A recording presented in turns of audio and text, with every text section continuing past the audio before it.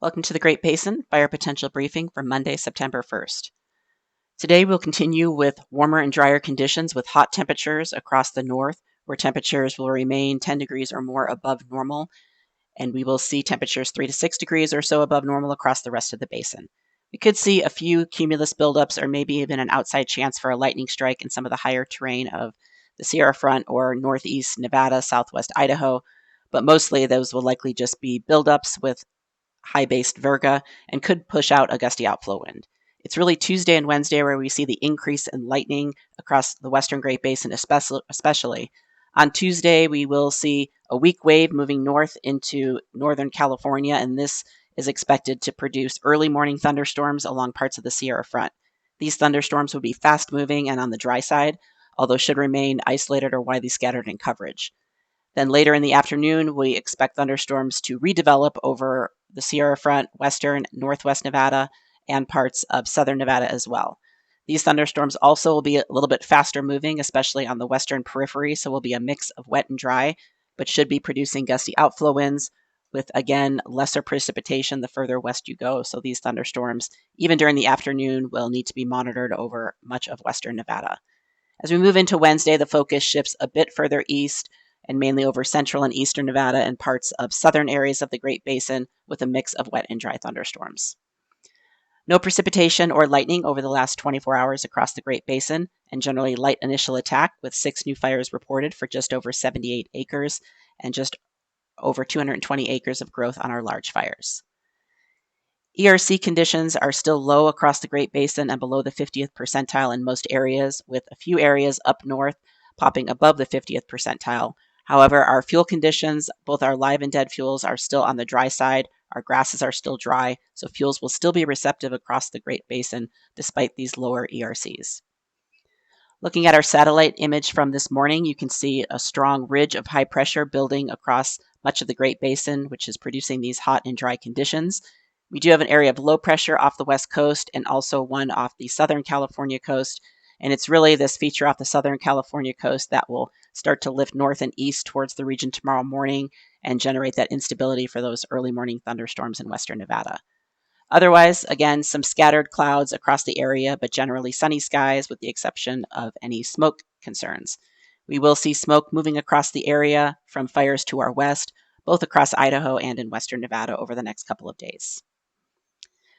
So for the weather pattern later today, you can see, again, just a little bit of a weakness in the dryness over northeast Nevada, southwest Idaho. So this is where we could see some cumulus buildups or the outside chance for a very isolated thunderstorm today.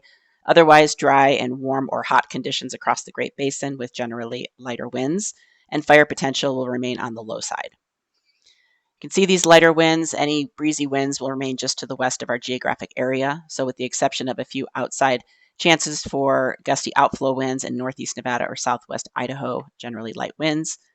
Relative humidity in the teens across many areas and some single digits in the south. Temperatures will peak today with high temperatures reaching 100 degrees potentially up north in the valleys of Idaho. This would be about 10 to 12 degrees or so above normal for the time of year and just a couple degrees shy of records. Otherwise, further south, we'll see most valley locations in the 90s, which is, again, about 3 to 6 degrees above normal. No precipitation chances today of any significance aside from the isolated storm potential we did already discuss. And then as we move into Tuesday, again, this is where conditions really start to change, especially over western areas of the Great Basin. You can see that moisture moving up into the Sierra Front, and this is the afternoon time period, but again, we are expecting that early morning lightning.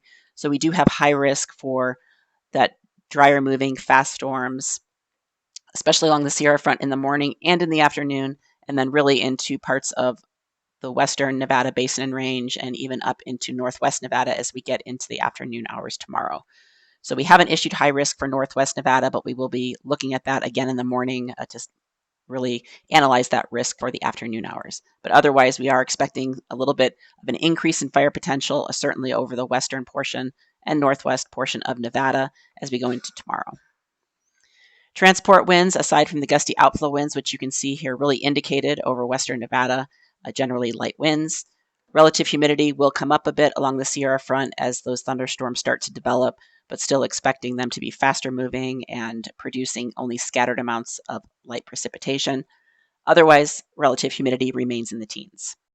Looking at the temperatures for Tuesday, we will continue to see hot temperatures across the north and 10 to 12 degrees or more in some areas above normal, and generally temperatures just a few degrees above normal further south, although we will see some cooling over western Nevada with the increase in the showers and thunderstorms that we are expecting. You can see the probability of these thunderstorms over here on the right. So again, we will likely have a mix of wet and dry thunderstorms across the region. So most of our focus for thunderstorms will be over western and parts of northwest Nevada, but also activity in the south. As we move into Wednesday, the moisture is mainly centered over central areas of the Great Basin with a little bit drier air moving into western areas, so that will push the thunderstorm activity further east. And generally a low fire potential, but we will be watching these areas where thunderstorms start to return in eastern Nevada or even southwest Utah. On Wednesday, you can see the potential for gusty outflow winds. Aside from that, are really generally light or moderate winds across the region. Relative humidity does increase over the western half of the Great Basin as that moisture spreads a little bit further east. So we will see mainly those relative humidities in the teens confined to Utah and parts of central and eastern Idaho. Temperatures will decrease a few degrees on Wednesday as that moisture starts to spread north and east, but still remain generally near normal over the western side of the Great Basin and at least a few degrees above normal over northern and eastern areas. You can see it from the precipitation here. Most of the precipitation, again, does shift east into parts of the eastern and southern half of Nevada. We could see some storms start developing up north in Idaho and also into parts of the higher terrain of Utah, but likely drier conditions over parts of northwest Nevada. The 3-day precipitation indicates these thunderstorm potential well, with generally showing lighter amounts of precipitation. So this will be definitely a difference from our last push of moisture. Moisture definitely more limited than what we saw last week. As we move later in the week, we still see that moisture lingering across Nevada and Utah and will continue to spread further north. So we will see some increasing chances of lightning. So we do expect increased initial attack, certainly starting Tuesday and continuing through much of the week. With that trough off the west coast, that will push eastward and start to really push that moisture more to the north as we go into Friday and especially into the weekend over northern areas. We still have much of our northern tier of the region in yellow for that low risk, but we are expecting the potential for shifting some of these areas to green and even lower risk as we see some deeper moisture push north by the weekend. But again, it's pretty far out, so we are holding off a bit until we get a little bit more consistency in the models. But this deeper moisture could linger around Saturday and into Sunday up north. The overall 7-day total precipitation, you can see the moisture does spread across all areas of the Great Basin. Some of the areas that may receive better chances of wetting rains would certainly be the higher terrain across the region, and mostly as we go into the later portion of the week. The 8 to 14-day outlook, taking us from September 8th to the 14th, shows warmer conditions and generally above normal precipitation, as we do expect potentially additional precipitation even next week. That concludes our webcast for today. Check back tomorrow for the latest updates.